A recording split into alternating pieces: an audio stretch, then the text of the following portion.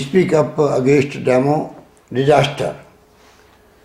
ये प्रोग्राम राहुल गांधी ने दिया देशवासियों को याद दिलाने के लिए कि 4 साल पहले जिस रूप में नोटबंदी की गई, पूरा देश सकते में आ गया। जब प्रधानमंत्री जी ने कहा, मोदी जी ने, 4 घंटे बाद में आपके तमाम 500 रुपये के, 1000 रुपये के नोट खारिज हो जाएंगे, लोग समझ नहीं पाए और ऐसी स्थिति बनी पूरे मुल्क में। छोटे व्यापारी, किसान, मजदूर, काम धंधे सब चौपट हो गए। बिना कैश के लेन देन के व्यापार छोटे होते नहीं हैं।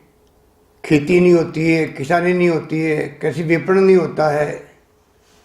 छोटे व्यापारी होते हैं, दुकानदार होते हैं, सबको लाइन में लगा दिया और कहा 21 दिन के बाद में सब ठीक हो जाएगा।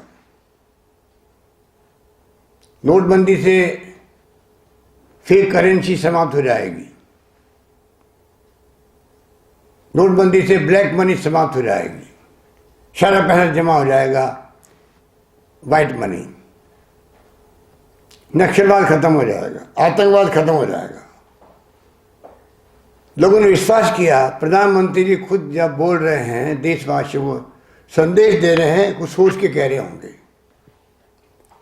पर जिस प्रकार के हालात उस बने थे, कितने लोग मारे गए हैं लाइनों में खड़े खड़े, कोई गिनती नहीं है।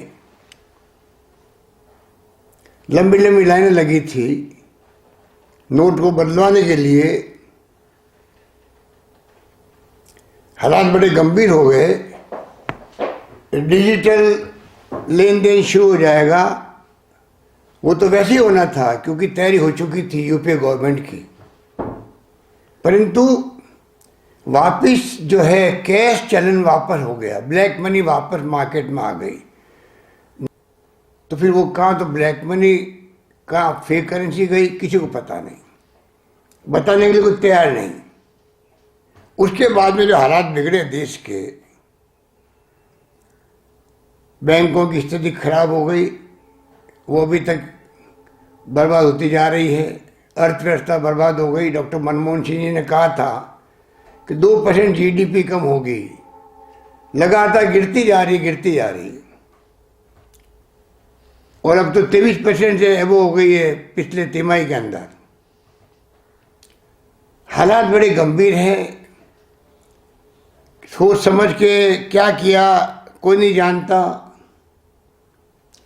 जो 14 में हम लोग सुनते थे मोदी जी को, स्विस बैंकों से ब्लैक मनी लेके आऊंगा, सुप्रीम कोर्ट के रिटायर्ड जज से अध्यक्षता करवा के कमीशन बनाएगा, पता ही नहीं उसका क्या हुआ। बल्कि मैंने सुना है, मीडिया कहता है 50% ज़्यादा बढ़ गया है स्विस बैंकों के अंदर धन लोगों का जमा। ऐसे हालात बन गए, कोई कल्पना नहीं कर सकता। बेरोजगारी बढ़ती जा रही है। 40 साल में सबसे अधिक बेरोजगारी बढ़ी है, तभी बढ़ी है। और 2019 के चुनाव में जब NSSO ने, संगठन जो हमारा क्रेडिबल संगठन है, उसने आंकड़े बताने के लिए तैयारी करी, रोक दिया गया क्योंकि चुनाव का मौका था और बेरोजगारी के आंकड़े आने वाले थे बहुत भयंकर। सारे देश के संपादक के लिखे गए आर्टिकल लिखे गए, NSSO के बारे में जो सरकार की धारणा बनी, उनके आंकड़े रोके गए, उनके चेयरमैन ने इस्तीफा दे दिया, मेंबर ने इस्तीफा दे दिया। ऐसी स्थिति बन गई थी, सब जानते। पर नोटबंदी के बाद में जो बेरोजगारी हुई है, आर्थिक मंदी आई है, उसका कोई हिसाब किताब नहीं है। अब जो स्थिति बनी है कि एक्ट ऑफ गॉड हो गया है कोरोना। अभी पहले नोटबंदी, फिर जीएसटी का गलत तरीके से लागू करना, और फिर एक्ट ऑफ गॉड का नाम लेके आप राज्यों को भी इमदाद नहीं कर रहे हो। राज्यों को जो उनका हक है जीएसटी के अंदर वादा किया हुआ भारत सरकार का, उसको नहीं निभा रहे हो आप। ये तो मैंने पहली बार देखा। एक्ट ऑफ गॉड कह के आप कैसे बच सकते हो? एक्ट ऑफ गॉड तो जब बाढ़ आती है, एक्ट ऑफ गॉड तो जब सूखा पड़ता है, दुर्घटनाएं होती है, वो भी एक्ट ऑफ गॉड होता है। तभी तो केंद्र सरकार के ऊपर निर्भर रहती राज्य सरकारें। स्टेट गवर्नमेंट देखती है केंद्र की तरफ, एक्ट ऑफ गॉड हो गया है, भयंकर काल पड़ गया है, सूखा पड़ गया है, बाढ़ आ गई है, हवाई सर्वे होते हैं, प्रधानमंत्री जी खुद जाते हैं, मुख्यमंत्री लोग जाते हैं और लोगों को विश्वास दिलाते हैं कि हम आपके साथ खड़े हैं। कोविड 19 इतनी भयंकर विश्व स्तर की महामारी है, उसमें अगर एक्ट ऑफ गॉड का कहा गया तो आप उसके बाद में इमदाद क्यों नहीं कर रहे हो? क्यों राज्य सरकारों को आप टाइट कर रहे हो? जबकि पूरी कोरोना की लड़ाई राज्यों ने कमी नहीं रखी। सभी राज्यों ने जिस रूप में अपने अपने राज्यों में अपनी हैसियत के अनुसार से ज़्यादा वहाँ के लोगों के सहयोग से, दानदाताओं से, भामाशाहों से, सोशल संगठनों से, एक्टिविस्ट से, आम लोगों से सहयोग लेके जो लड़ी कोरोना की, मैं समझता बेमिसाल है। प्रधानमंत्री नरेंद्र मोदी जी को गर्व होना चाहिए, क्योंकि उन्होंने खुद ने वीडियो कॉन्फ्रेंसिंग करके देखा है कि राज्यों में किस रूप में लड़ाई लड़ी जा रही है। तो आज जब बात करते हैं हम लोग नोटबंदी की, और इसीलिए विश्वासघात दिवस मनाया गया है आज का दिन कांग्रेस की तरफ से।